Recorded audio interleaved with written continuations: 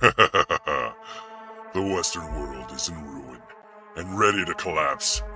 The so-called resistance leaders, they rage bait the slaves, pushing their own demise. Stay angry indeed. Black pills of despair rain from the sky. No one can stop the fall.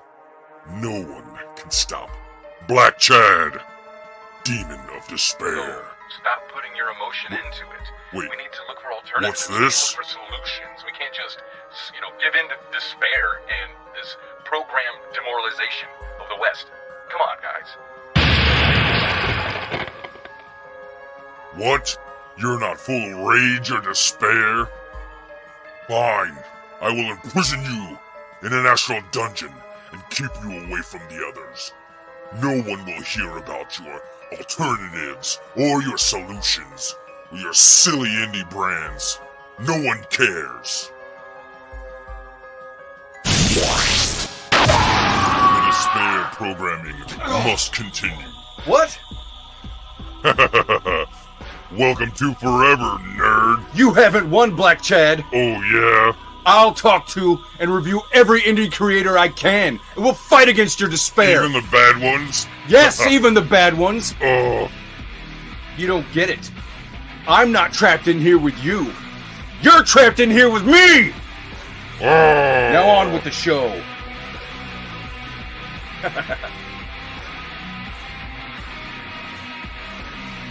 That's right. You are trapped in here with me.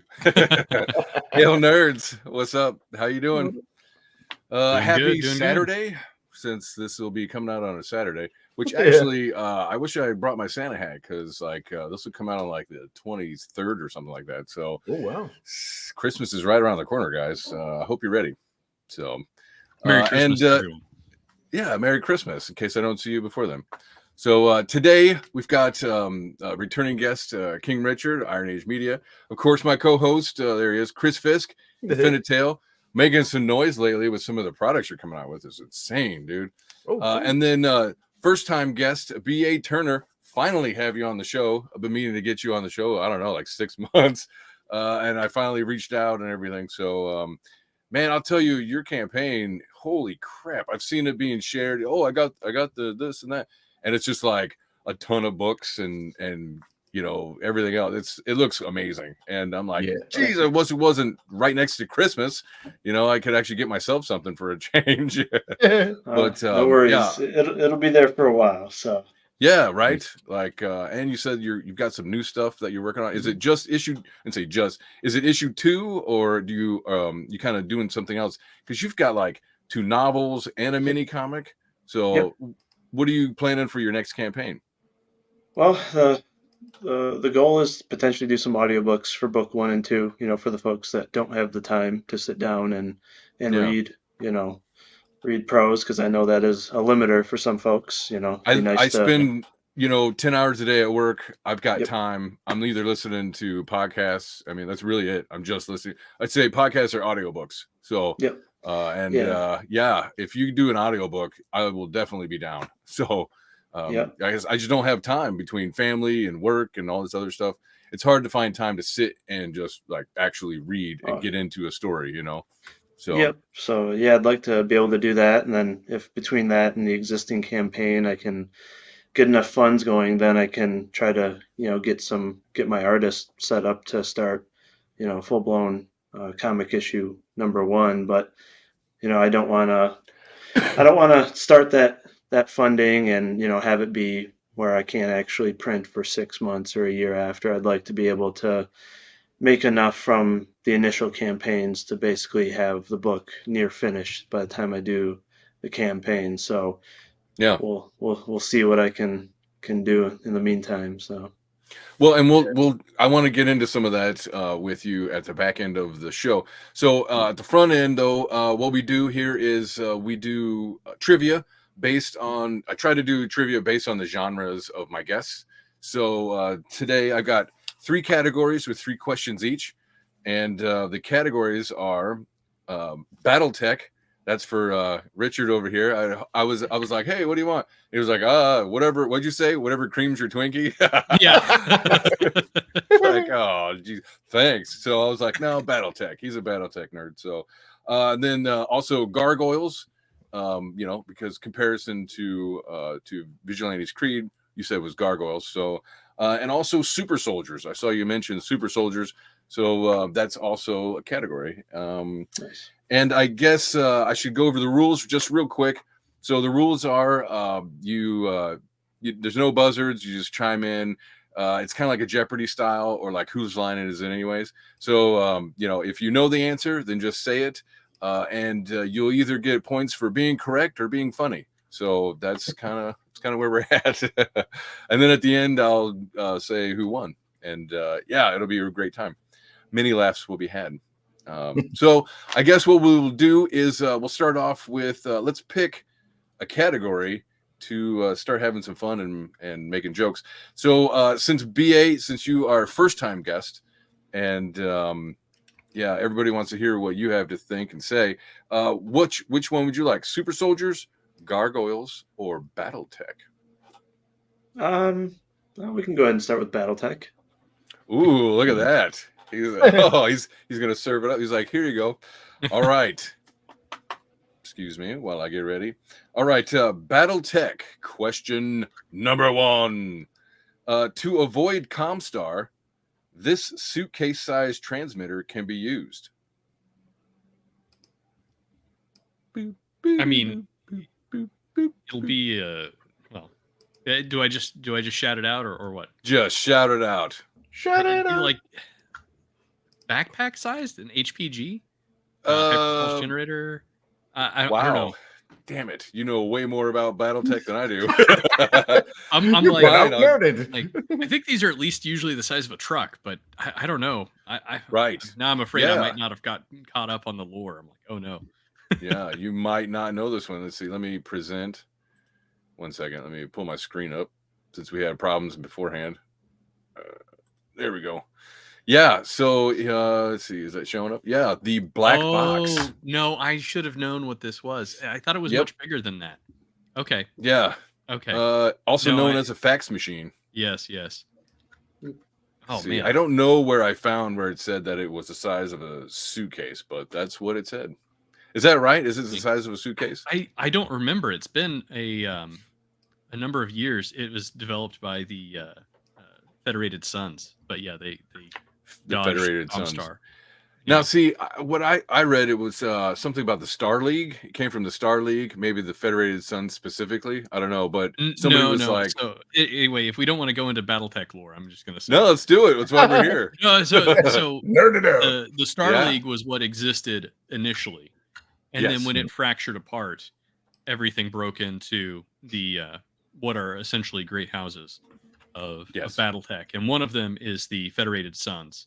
And they were kind of the first to go back and try and start rebuilding technology. Because Comstar is like, they have all the best technology, but they also they're on kind of like, Terra. They're on Earth, right? They're everywhere. But they're like neutral. Theoretically, they're neutral, but the Federated Sons understood that they were not neutral. They were intentionally trying to make sure all of the great houses remained weakened, and the Federated Sons were getting too strong.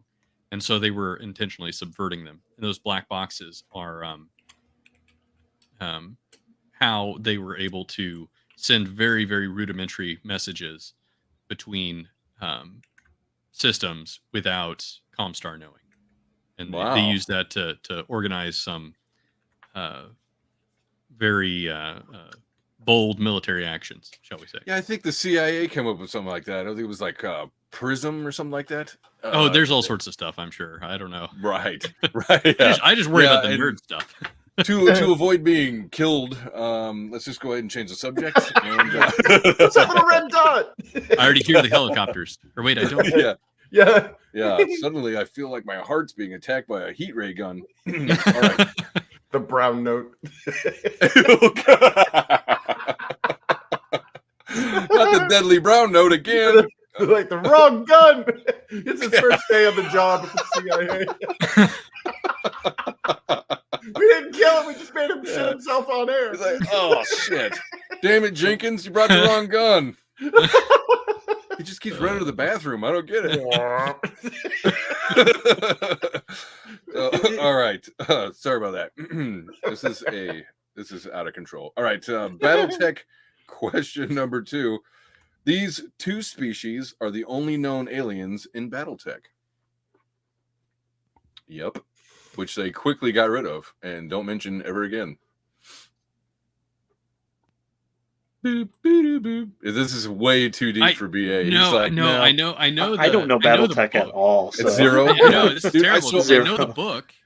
It's I spent like 2 mornings at work. Okay, just listening to Battletech lore. So I obviously I don't know as much as Richard. Is humans. The other one is whatever the bird things are. I don't remember what they're called.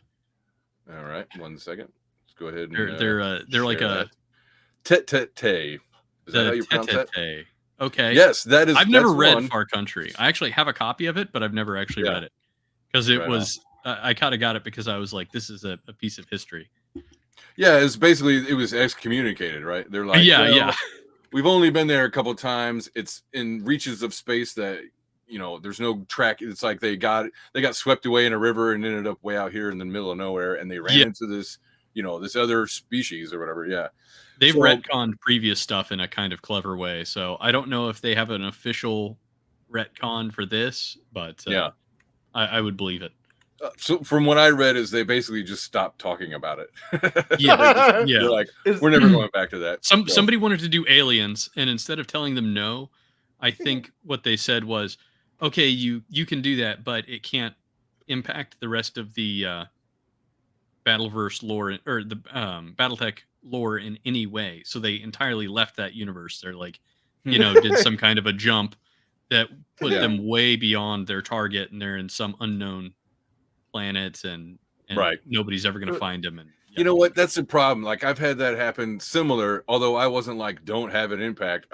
Because like I'm the main DM at my table, and so I slowly getting players to DM as well took a little bit of time, but then one of my players was like, sure, I'll DM, because he had DM'd. I'd known him forever and everything, and he had kind of DM'd his own group in our world for some other friends and stuff like that I wasn't a part of.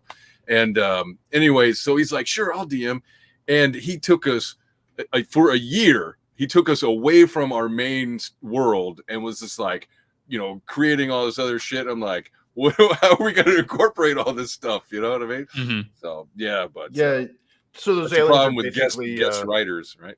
Those aliens are basically Richie Cunningham's older brother. Went upstairs in the first season of Happy Days and never came down. Yeah, he's. I'm busy. I'm cleaning my room. Yeah.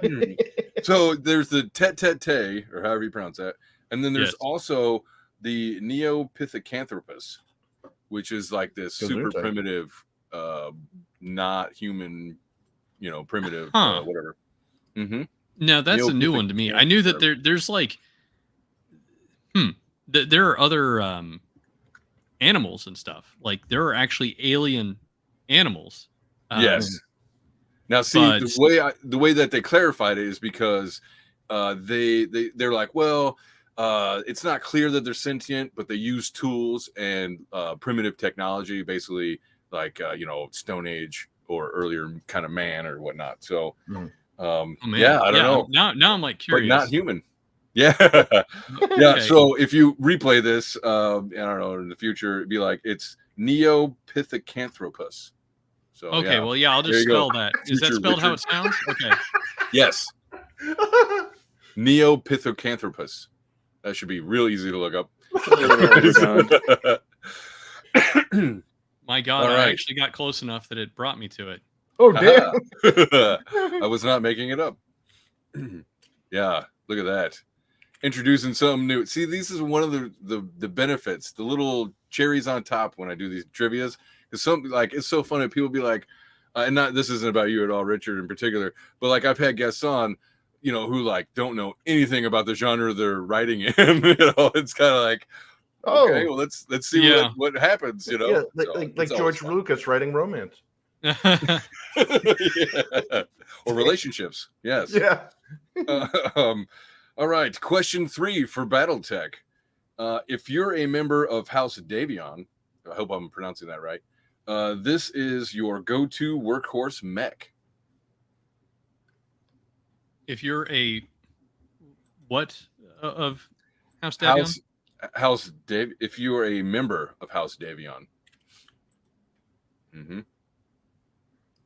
Boop, boop, boop, boop. This is only a Richard question, apparently. Man, okay, you're like putting me on the spot here. I'm like, yeah. More what is it, Are Richard? you talking about If, like if you don't know this, you're not a real Battletech. The Battlemaster, the Turn Victor, in your nerd the Enforcer. Ooh, you're just throwing out all kinds of stuff. Fair enough. Maybe that was a little too tough. How about this? The Centurion. Okay, the Centurion's another. Yes. Power Extreme. I don't know if that one's as. It's not normal, or it's not. No. It's a very common. It's one of the core mechs. I don't really associate it as strongly with.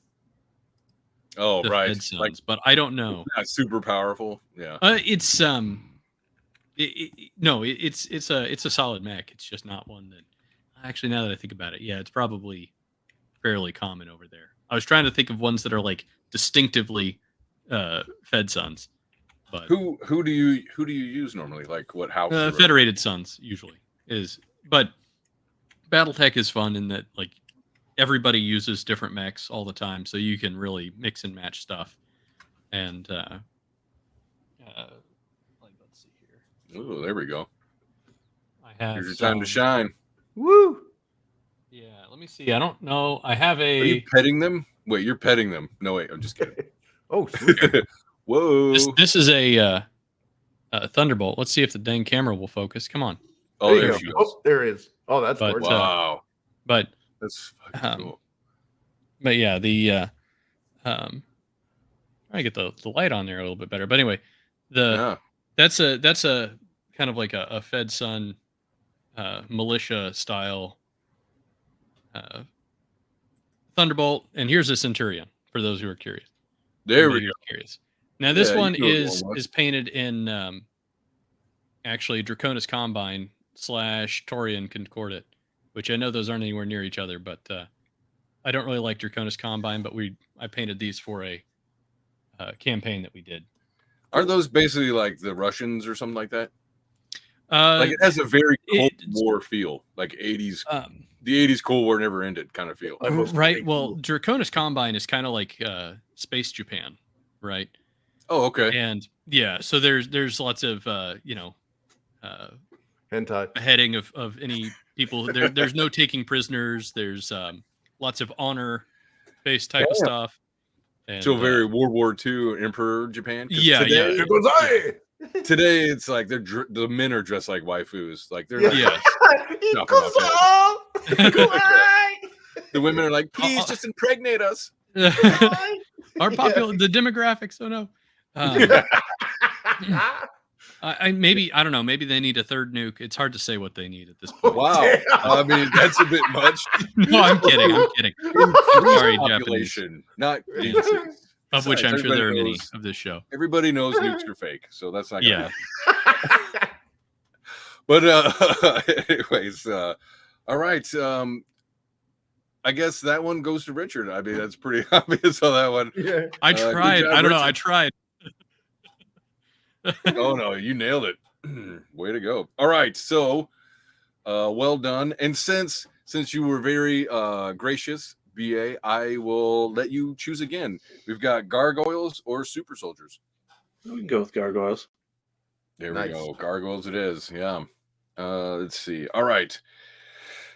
Question number 1. Gargoyles are known for guarding buildings, but if it doesn't do this, it isn't a gargoyle. Oh, that's easy. It's a French word. Yeah, it's BA. You know this one? I have a guess, but the end of it kind of threw me off. Well, yeah. If it doesn't do this, came from. You know the etymological origin of the word gargoyle? Not off the top of my head, more just the Catholic lore to it. Mm-hmm. Yeah. All right, Chris, lay it on us. So gargoyle, I believe it comes from like or whatever, which is like the French word for like drainage, where basically it pours water out of its mouth? Yes. And the word is gargle.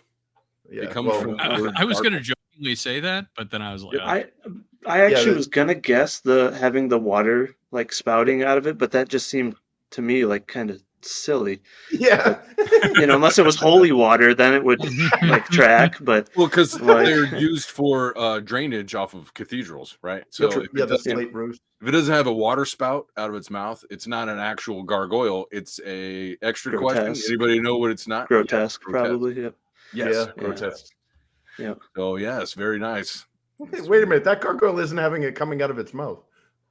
It's not raining. I don't. After your hentai comment, I don't want to know what you're talking about. So, oh shit, I don't have it on here. God damn it! No, I love the gargoyle designs from like the Cathedral Notre Dame. Those are gorgeous. They're grotesque, definitely. but they look freaking awesome. Oh yeah, and don't worry, the gargoyle in my story does not have to drain water or spit water on people for people to know he's celestial. So He's very polite when he's like stomping. He's just like a fire hydrant to his enemies, just like. Well, that would be different. I don't think anybody's seen that. Too much coffee. All right, too much coffee. Wrong spout. He doesn't have that spout, so no worries there.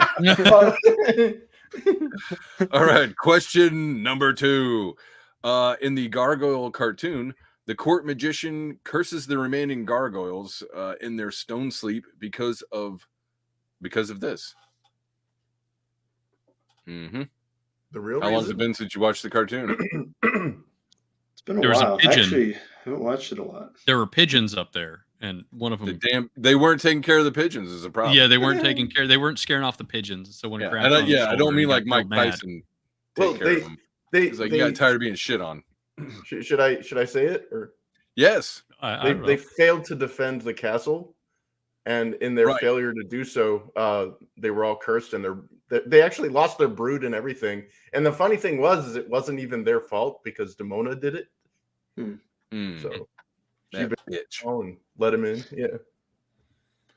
Sorry. All right. So let me see. Let me pull it up.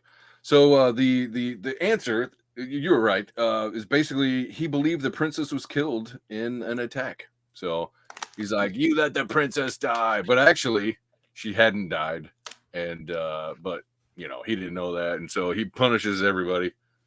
This is a great series. Yeah, this is a scene where they come back to life. Now, see, because in the curse, it was until the castle was above the clouds. The castle is above the clouds. Yeah. Mm-hmm. And then so this dude builds a big ass skyscraper, puts them on top of it, and here they come. Dude, Keith David, man, he's got such an epic voice. Yeah. Yeah, talk about a radio voice. Holy cow. Mm-hmm. Yeah. Well, he used to be the Marine recruiting video voices. Remember that him and Godsmack? They're like, if somebody told a story about your world, would anybody want to hear it? Yeah. The Call of Duty era, or the Call of Duty era of recruiting. Yeah. Yeah. Like, all right, go shoot up some Dune Coons. Yeah. All right, let's see. Let's pull this down. All right. I just remember in Mass Effect, I can't remember. I don't know if he was like genocide all the aliens or what, but I was like, yes, sir. Because he was that admiral or Admiral Anderson. Anderson. There you go. And so I was like, okay, yeah, the little floating tentacle things, they're dead. It's fine. Yeah, as you wish, sir. feed him into the sun. I don't care. And I mean that like Princess Bride, as you wish. All right. Gargoyles question number 3. Many characters in the Gargoyles cartoon were voice acted by regular cast members of this science fiction series. Star Trek Next Generation. There we go. Yeah, man. That was like a retirement home for the entire cast of Star Trek. Retirement home. Yeah, especially Riker and Troy. Yeah. Oh yeah, Frakes and all that. Yeah, the only one that never really made a full-on appearance was Patrick Stewart. You know, he appeared in it, but it was very like, you know, sparse compared to like regulars like Marina Sirtis, who played Demona, Michael Dorn, who I believe played Coldstone. And then so here it says it gives them all their names and everything, calling me Avery Brooks even. Yeah. It says the producers considered asking Frakes and Sirtis to personally appeal to Sir Patrick Stewart to perform a voice for scale, but decided it was an unfair request. What's wrong with doing voice acting for scale? I mean, that's like fan service stuff. You know what I mean? Yeah. No. But I mean, he's got the Sir moniker, so chances are he sexually abused children. Excuse me. I can't sweat. Interesting. All right. And all right, so Gargoyles, I'll give that to Chris. Way to go, Chris. Sorry. On that one. Yeah. No, although BA did a good job as well, so I will not steal that from you. Yeah. All right, so for the third category, we've got super soldiers. That's right. This one's gonna be real good. I hope you're ready for it. Let me pull that up. All right. Super soldiers, question number 1. Marvel has roughly 23 super soldiers, but this is the only one that can do this all day. I'm only thinking of perverted answers. Yeah, oh God. I went right to that. Yeah. I have an answer, but I'm not going to give it. That serum works. You know what I'm saying, honey? What's that? I said I have an answer in mind, but I'm not going to give it after my. Oh, shout it out. That's what we're here for. No, I'm trying to think of what the name of the guy is. The new is it? It's not the new. No, that wouldn't be it. Never mind. I just answered my own question in my head about the replacement Captain America. American Agent or whatever. Yeah, that's not it. No, it's not. He can do this all day. He says it in the movie. Yeah. I mean, I'm sure it's a lie. Literally his catchphrase. That and that's America's ass. But this is a family show, so I didn't want to press too much. This is a family show? No, it's really not. I'm very concerned. A joke. Anyways, Chris, do you have any guesses? Is it Captain America? It is. How'd you know? Getting his ass beat. Yeah, Captain America. Remember when he was CG'd skinny Captain America and he kept getting punched? He's like, I can do this all day. Yeah. Is that what it was from? He pulls up that trash can lid. Yeah, and you first see like the inklings of the shield and all that stuff. Yeah, for sure. I thought it was a fill in the blank question, like I can do blank all day, and that's what I was focusing on the whole time. This character says I can do this all day. Yeah. Well, if he's in the military, he can drink all day. That's Anyways, yeah, I was surprised that there were so many, and then I'm looking at it, I was like, yeah, I guess so. Like Deadpool, Wolverine. Of course, super soldier doesn't necessarily mean just American, right? So even Red Skull, he took the serum. He took Abraham's secret serum, which sounds kind of gay, but yeah. We are not to tell anyone about this, Yeah. It was a different time, guys. All right. Super soldiers, question number 2. Most super soldiers are known for their fighting ability, but this one may best be known for her red beret, gloves, and other bare assets. Oh, this one's easy. You hush. Come on, it's a hint. Round 1. Wait, that's Mortal Kombat, isn't it? They don't. Damn it! I was giving video game fighting. Damn it! I don't think they're picking it up. Cammy White from Street Fighter 2. Yes. Street Fighter 2. Oh, that's Marvel? Yeah, she wins, turns it is not Marvel. Yeah, she the best part about her is her victory pose when Kylie Minogue did the sprite capture for Street Fighter the movie, and you get a nice old double cheek of Kylie Minogue's butt. Nice.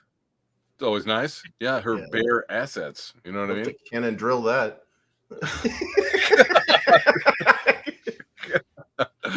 Yeah, do a little fracking. You know what I mean? Cannon spike. Okay, I'm sorry to throw you because like I'm reaching across different. So we did. I thought it was right? Marvel. Okay. Video All right. games, and now this one will be movies. Okay, so I'm sorry I didn't clarify. That's all right. Luke Devereaux was a soldier killed in Vietnam and reanimated, only to stop insane superior officer who was also reanimated. Yep. This is a stretch back a little ways. You guys look like you're a little young. You have to have the muscles from Brussels. Wait, what'd you say, Richard? It's not literally super soldier, or what is it? It starts with a U. Universal Soldier. Yay! Yeah. Oh, okay. Yes. I was like, I know what I'm thinking of. I couldn't. There we go. Yep, that's exactly. Yeah, it's starring Jean-Claude Van Damme. And Dolph. Let's not forget. Yeah. Yes. How many of those Mario Van Peebles watch? I think I went to the theater and saw the second one, and I wish I never had, and I never saw any of the other ones. But my friend kind of enjoyed it. He was like, because like there was some famous wrestler at the time was in it, and he was like, or Goldberg. No, it was Goldberg. That's what it was. Yeah. Yeah, he's a Goldberg. So you haven't seen Universal Soldier? Like I feel like that was on FX for like 5 years or something. I don't know. You're probably right. That Universal Soldier spawned a bunch of rip-off movies, and they had this one starring Mario Van Peebles called Solo, and the commercial always made me laugh because part of the trailer, like you just hear this voiceover go, "Killing people makes Solo feel bad." Yeah, that's good. I mean, as long as the trauma cycle continues, good for him. And then Soldier there with Kurt Russell, I believe that's actually in the same universe as Blade Runner. Yes, and actually, I was gonna do Soldier, but I was like, no, because we've talked about it on another show a couple months ago. So I was like, let's do Universal Soldier. I mean, come on. Not only that, I need to revisit it. You know, by now I'm sure it looks campy as shit. At the time, it was like, dude, that's so cool. You know, in '92, like just the idea was cool. You know, so now it's like, yeah, we already have reanimated soldiers. What are you talking about? This is the future. We have reanimated bullets too. I mean, come on. We got reanimated presidents. What do you mean? Yeah, my butt's been wiped. I love the comparisons now. They show him walking, and it looks like that Optimus robot. He's like, he walks the exact same way. It's like Tesla's robot it's already across the uncanny valley, and the president isn't. Yeah, I was going to say Boston Dynamics has really been knocking it out of the park overall, though. I'd say. Yeah, after watching him like walk up to the podium and walk back, I'm like, man, they really made that harness work, didn't they? Yeah. Well, do you ever see Grandma's Boy? Yes. I can't believe they saw me. Yeah. Yeah. How much your clothes cost in the Matrix? Love that movie. It's funny. It's been a while since I've seen it, but it's really funny. Unfortunately, it's a realistic depiction of the video game development. So. Oh no. That's coming from someone who's worked in the field. Yeah. All right. So were you the Matrix guy, or were you like the pot smoking dude? I was the fat kid that was excited to have boobs in his face. Fair enough. He's like, sucked on a boob for 12 hours. I can see that. I think I can see that. Yay! So, all right. I guess let's go ahead and talk about your guys' projects. Hell yeah. Damn, I didn't have them. I didn't pull it up. Give me 1 second. So I guess let's start with you, Richard. How are things going with you? Like you just did, what was it? Iron Age Magazine 2. Yeah, so that one's been out for a little bit. Issue number 3 is on pre-order. It's up on Fund My Comic, Indiegogo, and then primarily I've been diverting everybody towards AnvilMagazine.com because I don't have to pay an extra percentage revenue. Oh, right. Although Fund My Comic's very reasonable. It's just it's a lot harder to manage the storefront there than it is through anvilmagazine.com. Sure. That makes sense. There are subscriptions now for all of 2024, and the digital only subscription is very cheap. It's only $40 for the whole year. Okay. Yeah, so if you click on at the top there, where it says buyAnvilMagazine.com, I'm doing a site rebuild as we speak, actually. But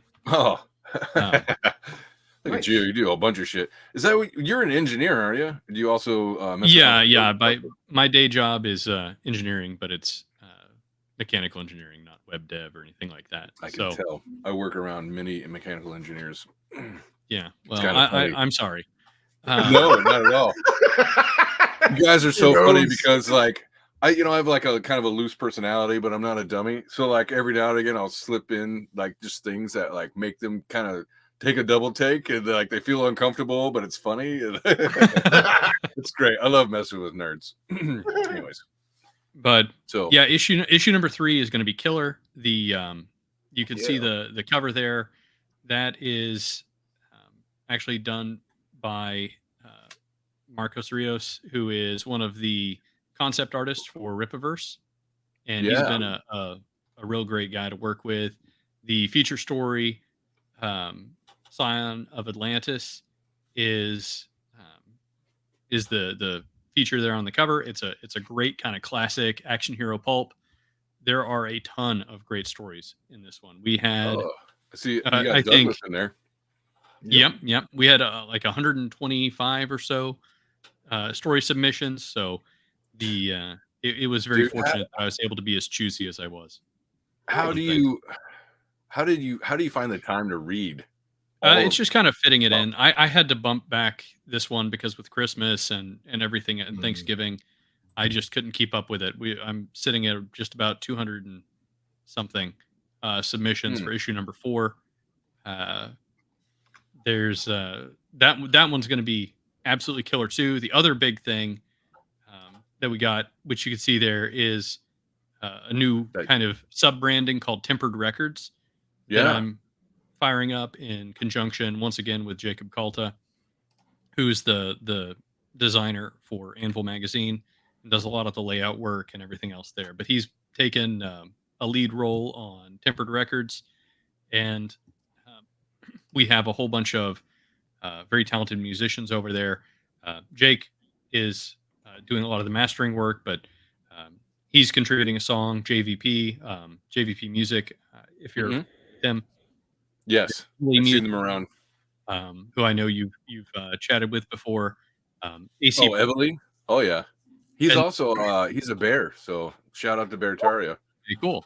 And then Chill Kid is the other contributor. These are all kind of more rock. They vary from kind of like a more synth or theatrical rock to much more metal leaning.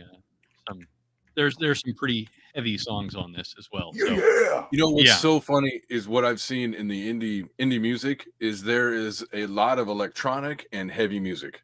Like that seems to be what at least maybe it's just like my Venn diagram of influence. That's just kind of what I experience the most is that kind of stuff. So hey, man, you got to talk to Iris Chronicles. He does dungeon synth music, for tabletop games and shit, and he's got like his own channel, and I think he works with somebody on it and all this other stuff. So definitely get a hold of him next time you're making one. He might want to. It would be cool if he contributed. We're already kind of lining up for the next one because I'm wanting to do them twice a year. Shipped in the future. I'm probably not going to try and fundraise in the same campaign as Anvil, but I do want to have them release basically very close to each other so that I can ship them together to just reduce shipping costs for people, make it a little bit cheaper, but also reduce the workload a little bit for me as well. Sure.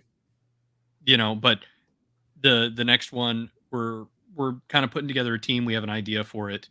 That one will be out in August, hopefully, assuming that everything goes well. And then after that, I'm I don't know. I don't know what I'm going to do, but there seems to be a lot of different people wanting to do a lot of different projects musically. So I'm really excited. There's going to be a lot of great work there. Well, it seems like it's the indie music scene. I'm not completely into it a lot, but I will say it seems kind of disjointed. Like one of the things people kind of rag on Comicsgate or on Iron Age or these groups is that, oh well, you're grouping yourself into this group, and so now you're associated forever with whatever ideology is pinned to them. Right. Yeah. But at the same time, it's like, how actually diverse all these people are. Yeah. It's pretty incredible, and it's just kind of fun. I can't wait till that kind of goes away. So well, I don't think it's going to go away, because I think a lot of people have been thinking in those terms for so long that it's hard to stop. And it's true. The polarization is insane. Oh my gosh. And there's just a lot of people who have made who have either made a living or made their name off of kind of finding divisions and catering to a particular group, which, I mean, listen, I understand why it's been going on, but I also think that there probably comes a point in time where you need to shift gears on what you're doing if you want to be productive. But I think that there's some people who aren't well suited to being productive, because I think, and I'm curious what your take on this, what everybody else's take on this is as well. But I really think that if you want to make something, if you want to produce something, you have to be ready to fail, and you've got to put yourself out there. It's a lot more uncomfortable to create than criticize. Well, I think it's also kind of the nature of the YouTube experience. Like a lot of the, like, especially with the comics, a lot of comics aren't really comics. They're kind of like the merch of a YouTube channel. And as a result, like there's only like 5 things you can do to be super successful on YouTube. Be a hot chick, be a drama magnet, be like super, super funny, do something that nobody else can do, or do like short attention span things like top 10, number 15, or whatever. But like, when you get to the drama stuff, when you get to the drama stuff though, what sucks about that is, sure, that'll give you great short-term gains, but the problem is you have to continually find new drama in order to stoke interest. Like, how many car accidents do you need to line up for people to rubberneck to? And unfortunately, when you run out of that, I see a lot of times they kind of turn it in on themselves and start getting infighting and stuff. And it's like, that's gotta be so goddamn exhausting. Meanwhile, there's us who are like, hey, look, check out my book, man. Like, not only that, but it's like the, not to name names, but I think we all know that there are prominent channels out there who are supposed to be counterculture, who are really just third-party shills for Disney. It's like, keep talking about their product, asshole. Like, what are you talking about? Oh, this is so terrible. I can't believe I watched it 3 times and tell you all about it. my 90 episode stretch for my channel. How bad how awful Star Wars is. It's like, dude, we know that it sucks. It's funny. We actually talked about this on Iron Age nights. It was that, these folks will spend literally 99% of their time just hating on stuff, and then they take a picture of them at the theater, like, hey, we're watching this, we know it's gonna suck, we just gave you money, but we're doing it for you. And then all their friends that do the exact same thing are doing that. It's like, wait, I thought only one of you needed to go so that everyone could know how bad it was. But then on top of that, what pisses me off is, we had a movie like Oppenheimer this summer, absolutely phenomenal. It's Christopher Nolan. He never drops the ball. Some people may not be like their top movie, but the visuals are always there. There's never anything woke. It's actual cinema. And those same folks, they're crying about Barbie. Barbie's woke. Barbie's feminist. It's like, guys, it's Barbie. It's not for you. If you want it to be for you, there's a problem. Did you play it? Did you play with Barbies as a kid? Is that what you're trying to tell us? You're really disappointed. And so it's like, okay, first off, this wasn't meant for you. But then Oppenheimer, this is literally a movie for anybody, right? But it should especially be geared towards men, right? It has to do with war, has to do with history. That's typically, men are more into, war history and stuff. I And don't they're know if I agree with ragging, that kind of bigoted languages, but and, I'm gonna and let it slide this time. those same guys are ragging on Oppenheimer. And it's like, guys, this just means you don't like anything. Yeah. Really, because you should be spending 20% of your time propping up Oppenheimer because you're constantly claiming we want more of what we like. We want more of what we like, but you never spend time propping up what you like so that, I don't know, people go to those movies and the sales figures show folks what people actually like so that you actually get more. It's just like comics. The guys that rag on comics all day long and have made a career off that. Oh, we want more of this. We want more of that. And they act like it doesn't exist. And then all of us are over here like, hey guys, this has been, people have been doing this for almost 10 years independently, but you never promote a single indie book or even a mainstream book like Mark Silvestri, right? He's still, creating fantastic books. You don't want to do a single video. Why? You're happy this garbage is out there because rage it's bait. what makes you money. Yeah. Well, it's If it like, goes away, your YouTube goes away. Well, it's like Black Chad said, he's like, yeah, stay angry, dude. It's like, yeah, that's exactly what they want to see. Oh, have faith. Kathleen Kennedy's on her way out. And guess what? Dave Filoni's gonna save Star Wars for you. Oh, that was the old Filoni bait and switch. Thanks for that, Black Chad. Yeah. And look, it's completely fine to criticize what's out there. I have no problem with folks doing that. The problem is the ratio. Yeah. If you want to, if at least spend 20% of your time propping up the good stuff, showing folks what's actually out there so that everything isn't just negative. And again, everything's been trashed. Guess what? Spider-Man's a deadbeat loser now. Oh, thanks. But they are propping up. Great. But that's the thing is, everything's crap. But buy my stuff. Well, It's- that, and I think this kind of goes to another thing that I think is a little bit deeper than just the surface level of they need to cover more alternatives, right? They need to provide a positive alternative. Evalee said that on the show. I clipped it and made a sorry to interrupt. I clipped it and made a short out of it where he was like, look, if you just had, you don't even have to do it yourself. Just have a guy on the side give just like, here's a few things and that are indie. Go check it out. As opposed to constantly beating a dead horse on how terrible it all is. It's guys. Come on. Well, and what I would say is that and there are some people, there's some people in the literary space that are, intentionally hostile to lots of people, right, left, and otherwise, basically anybody who doesn't think like them. And, one of their mantras is, don't read a book written after 1980, right? And so their attitude is you gotta, I know. Well, there's one, but there's a whole bunch of them, right? Yeah, but the one. Oof. But I don't even remember. But the point being that these are people who have gone and consumed media that they enjoyed. At least what you could say about people who make that point, they actually are reading something that they enjoy. All right. Yeah. They may be doing things in a way that I don't necessarily think is constructive, right? But they are at least going out there and reading the stuff that they enjoy. They're finding something to enjoy. Now, I also kind of think that they probably stopped reading and started just enjoying telling other people to read at a certain point, right?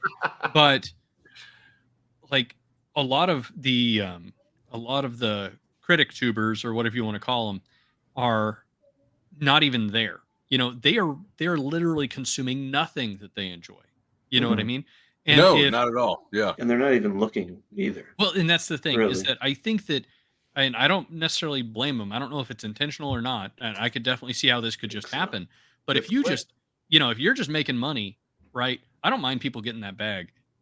Okay, you need to get your channel to 500,000 subscribers, and you're like living off YouTube now and everything else. Okay, that's fine. During that time, you did nothing but consume stuff that you really didn't like, and you allegedly. Well, and you built up an audience. Let's say they genuinely didn't enjoy it, and then you built up an audience, and now your audience is the way that it is, and you're not sure how to break out of it. But at the same time, you also haven't consumed anything else. So you can't bring like these people were being honest, and I'm always a big advocate of authenticity. You can't promote indies if you don't you can't authentically promote indies if you don't enjoy them, right? And the problem is that a lot of these people haven't enjoyed any indies because they haven't tried any. You know what I mean? Or if they did, they tried one and they were like, "It's all right," and then they moved on. Like have to, if you're going to be a big, if you find yourself in the position that you are a cultural figure of any kind, right? And you have influence on even 10,000 people, I think you owe it to everyone to go out and think about what you're doing. You know what I mean? Like, find stuff that you enjoy, like provide some positive alternatives. And I mean, maybe that's a little bit preachy. Maybe that's, whatever. No, easy because for me think to about say. it. If you are powerful enough think. to control the tides of, lifting all ships and all that shit, then use your power right, dude. Like responsibility and power and all that shit. So if you have the influence and you're complaining about the culture war and you think that's a real thing, because a lot of people don't, they're like, oh, it's not a culture war. You don't know real war or whatever it is. Fine. Then you need to at least give the people who do think there's a culture war going on an alternative. Like, or you should at least be looking. That's really my thing. Yes. The thing is, just say, hey, go here, do that, because you don't have to say, oh, check out Vigilante's Creed, and because it's a great book and all this stuff. You don't have to say that if you haven't bought it and you don't believe that. But you can say, if you're looking for alternatives, go to here, look at these, maybe just show the page, scroll through it and say, hey, look at all these alternatives. Well, and we know show that there is a marketplace. It's decentralized now. Old media, dinosaur media is dying very slowly. All these guys, they know that all these guys know that these creators exist, right? These big YouTube channels. They've all interacted with folks like EVS. They all know Mike Barron exists. They all know Chuck Dixon exists, right? All they'd have to do is ask them, hey guys, do you know a handful of other creators that you could just share with us? Yeah. Boom. Or just go to one of their pages and then poof, ooh, look at all the guys they're promoting. Exactly. Like they know it's there.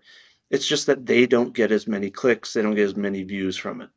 Well, again, even if it was just 10% of their time, 1 hour a week even, just like, hey, one tweet, just one tweet. And I've had this argument with folks on Twitter to nauseum.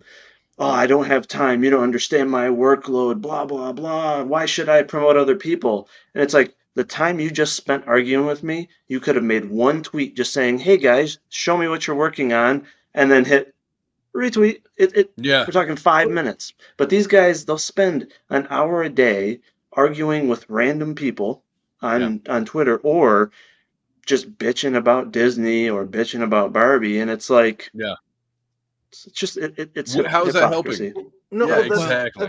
That's the thing. I think Richard touched on something as well, which is the authenticity part. Like, if you don't like it, like, you're not, no matter what you do, people can smell bullshit a mile away. Like it, and there are a lot of, like, I've noticed that there are a lot of people that are in the comics or whatever that don't read comics. They'll buy the books, they'll back the books, get the clout. But they, there was that thing about what was your favorite part of, and like that shouldn't be a gotcha. That's only a gotcha if you didn't read the book. Like, you know what I mean? Like, there are plenty of books I don't like, but when somebody asked me, well, was there anything that you liked about it? And it's like, okay, I like this, or I like, But here's the thing: is there is that it is a super freaking fine line between, hey, there's a bunch of us guys that are just not getting any love, versus the entitlement people who are just angry because of lack of success or whatever. And it's like they somehow get lumped together. And it turns into this, like, you better shut up and be grateful that anybody mentions you in any way, shape, or form, or you're going to be a pariah. Or you get the pie argument. If I hear the pie argument one other more time, I'm going to throw up on my shoes. Are you serious? I mean, Because the other it's like side they're is programmed, like they don't know what they're actually saying. It's just like it's like the Fox News argument is like, "Oh, there's a pie, you got to make your own pie." It's like Ugh. you don't even know what you're talking about. Like, how is it that you're using other people's fucking platforms to get your shit sold and bought and all this stuff, but you're gonna say that you got to build your own pie? I don't know. Your argument is worthless. I don't know. Anyways, so let's talk about some good positive stuff yeah. because world's fucked up enough. Let's talk about some Vigilantes Creed. How about that? So Yes. this looks really good. I do Yeah, like it does. this. And you're Thank like you. on fire right now. Like I'm just seeing people post all of the shit that they got. And I don't mean I'm saying shit is colloquially. Like it's just like posters and books and you Yeah. know, I'm just like, dang, man, I wish I had gotten on earlier so then I could be you know, trying to get clout by showing what I bought. Yeah, that's been the best part of the whole experience is just seeing people receive their stuff and being Yeah. like exceedingly happy with what they receive because since there's so many products, all the bundle packs, there can be some sticker shock because, you know, unlike Amazon, you got to pay for shipping, Yeah. but they don't realize like, oh damn, I'm getting like two really thick novels with lamination, two bookmarks, four prints, a trading card with a plastic encasement, and like the packaging is, you know, I overkill the packaging. Yeah. So it's like, you know, when you get something from Amazon, you get it in a bubble bag, it's been beat up, you open Yep. it up, the Yeah. corners are damaged. And that's part of the reason why I didn't want to go right to Amazon because it's like I have like this ownership over the quality. Like I Yeah. have my specific printer, you know, I did proofs. I have my own packaging. I foam wrap everything. I would hate for someone to spend their hard-earned money and then get it in the mail and then have to be like, "Oh man, it's damaged. Is it worth dealing with Amazon to get a replacement?" It's like, no. I want you to receive it and know that, man, this thing was packaged properly. And then, oh wow, Yeah. you got like six, seven freebies. You Mhm. can't get that stuff through Amazon. Not really, you know, Right. and so, you know, I wanted it to be a unique experience, you know, aside from the reading experience, but just like, hey, I want to spread the knowledge of Amazon is not your only go-to place for novels. You Yeah, can well, and when you also do it go to yourself, these places. you can under promise and over deliver.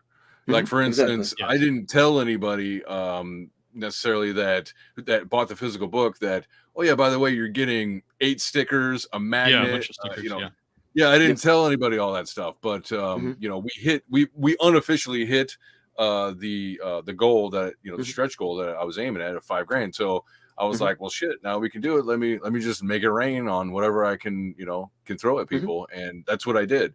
And Yep. I don't know. I think it's pleasantly surprised people. Whereas, like, if Mhm. they had just bought it on Amazon, you know, it'd be like, you know, well, all I got was my book. You know, it's like, well, Yep. but you also forgot all these stickers and magnet and all that stuff. So, although I hmm will say, not to shit on it too much, because Chris sells Infinitel on Amazon, and like his like is like a fucking box, and it's got, you know, you've got all these extra products and stuff. Which Chris, I will be giving. I think what I'd like to do is like a year-end show with you, and then like we can actually sit and look at some of the products that you have coming out, because it's like you're doing stuff that nobody else is doing. So Oh.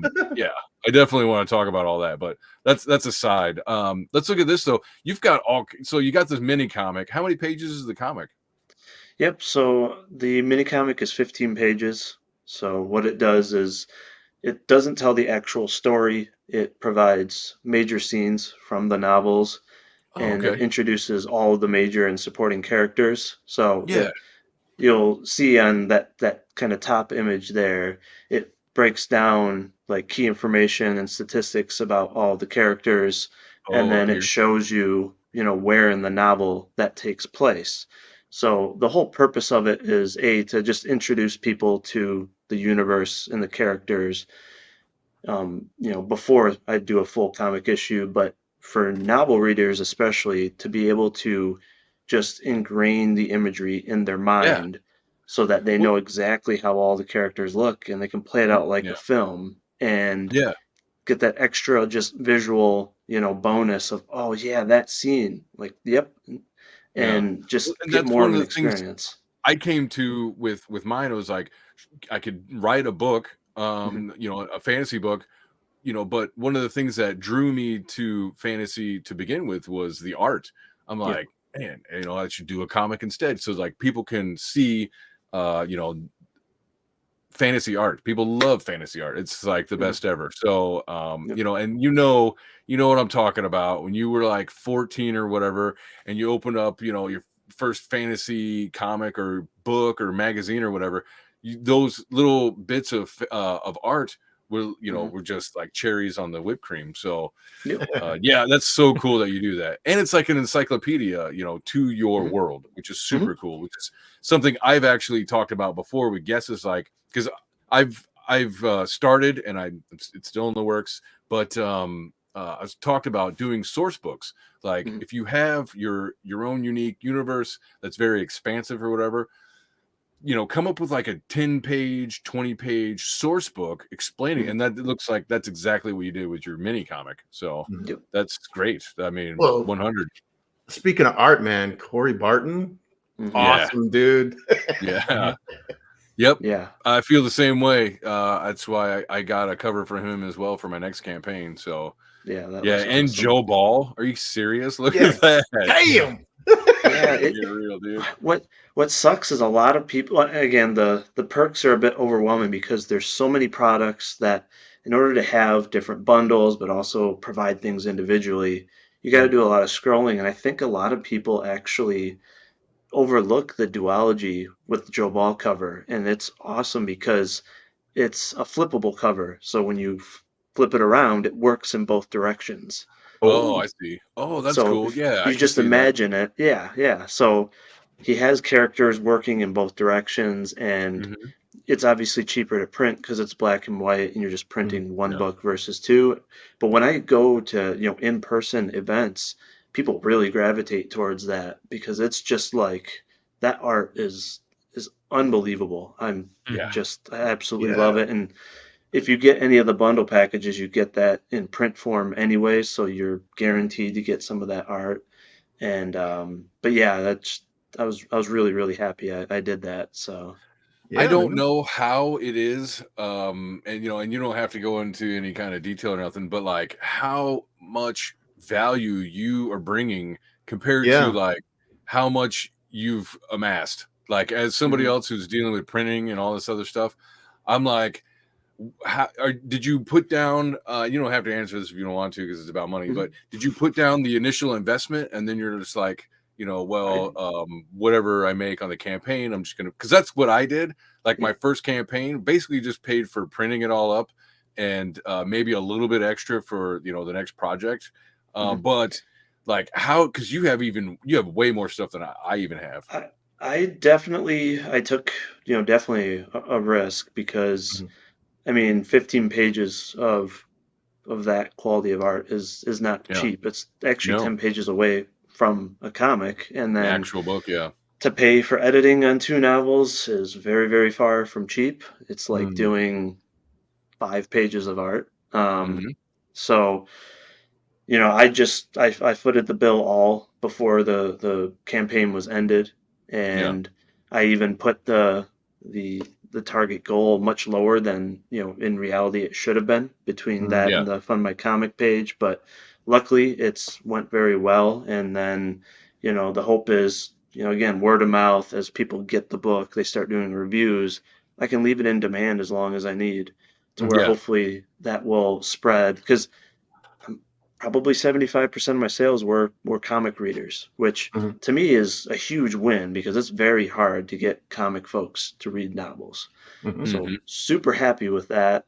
And that also gets them warmed up to when I do a full issue. Hopefully I have an immediate, returning backer. Yeah. Now the battle is getting booktubers and, novel readers to take the chance on going to Indiegogo because everyone is so trained Amazon, right? Mhm. Right, And especially for novels, yeah. just showing them the value, like, hey, this is all the stuff I can give you. I can guarantee you, high quality packaging, no damaging and or damages, and I can now ship within a day or two Mm. days because I have inventory of everything. So it's not just in demand, it's readily available. So, Yeah, um, you did proof of concept and proof of fulfillment. So, yep, I mean, you're knocking it out of the park right now, dude. Like Yeah, man. you're pretty hot right now. So, uh, trying. but we gotta like kind of close easy, Richard. So we gotta like we gotta Well, thank you guys. we gotta I start don't feel getting comfortable. ready.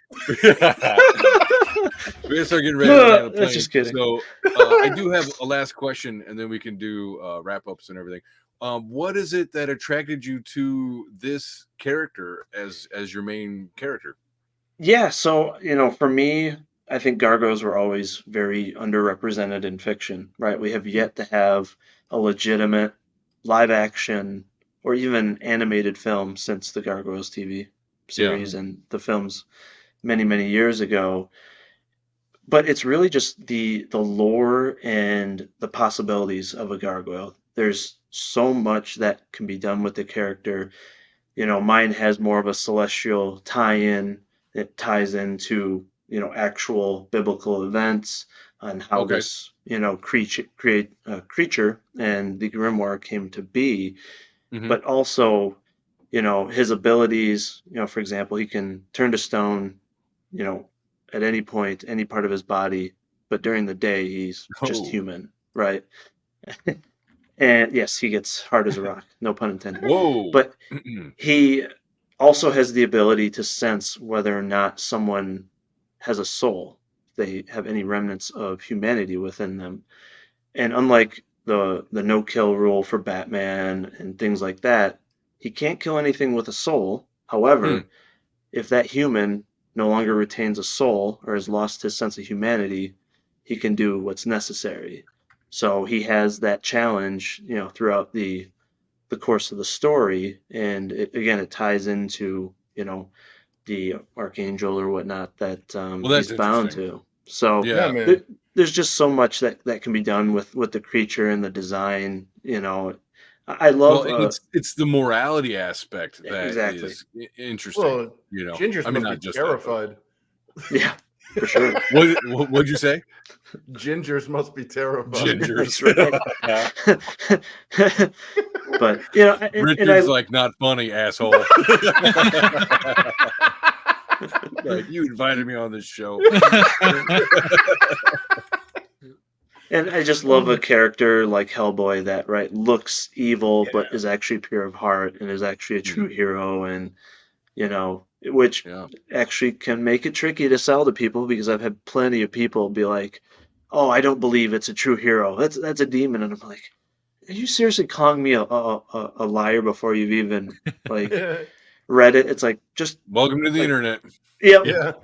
It's like, but I like that intimidating, style hero and Yeah. just a real raw, gritty story. But Dark hero. Is it yeah, like an anti-hero? no, Or is it just like Oh, a he's a dark good guy, hero? dude. no, He he's a sacrificed pure, himself. yeah, he's a pure paragon. But again, he's got to get his hands dirty to get the job done, and he is dealing with some soulless super soldiers. So, it does a nice balance kind of between like a Batman and like kind of Watchmen story where you have a villain that's just pure evil, absolutely Yeah. irredeemable, but then you have a hero. You have kind of like a Rorschach with abilities that just has immovable morals and is completely like bound to his beliefs and he doesn't waver on them. Yeah. So, Dang it. You said Rorschach. You know, it's funny because I saw you on Twitter talking mm, and you mentioned Watchmen a mhm, couple of times. It's like, I should do Watchmen as a category. I mm. didn't write it down and totally forgot. So, man, that's all right. Next time you're on, we'll have to do some Watchmen because Oh yeah. I love Watchmen. So, Yep. anyways, all right. Jeez, sorry about that. Okay, so I guess let's wrap it up. This was a good one. I appreciate you guys coming on. Is there any last minute things you want to do, say, or shout out to anybody?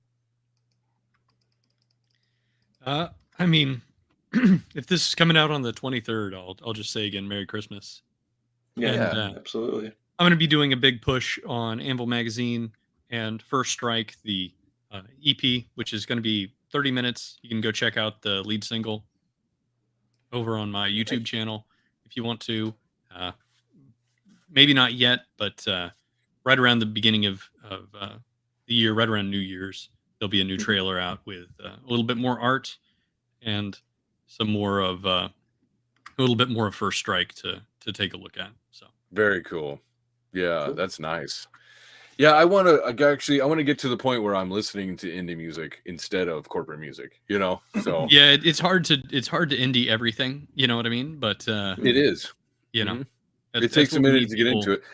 But like, so like I'll find bands that are just like I'll either find them before they hit, you know, I'm like, you know, oh, I was into them before, you know, yeah. But usually like we understand how cool you are, Aaron. Thank you. I'm glad somebody appreciates it. No, so you know, that's why I don't mind listening to new stuff. Like I don't have to listen to Motley Crue again or whatever. So yeah, I'm totally interested and down, you know. Anyways, BA, do you have any last minute things that you'd like to do or say? Just keep No, I mean, yeah. No, just, you know, I want to keep doing exactly what, you know, you guys are doing. I'm hoping to kind of ramp up my YouTube channel to do more, you know, videos You're on already promoting. Everywhere. Yeah, I want to try to, you know, promote other folks as much as I can. I do what I can on Twitter, but you know, just try to promote more folks and get more eyes on other indie creators, and you know, again, bring more attention towards crowdfunding in general as well. And Hell yeah. yeah, do what I can to raise some funds so that I can get more products out there for folks. And yeah. Right on. Very cool. Well, guys, I guess maybe we should wrap it up. I know, Richard, you've got a pressing schedule, so I really appreciate you guys coming on. And I guess until next time, enough talk. Enough talk.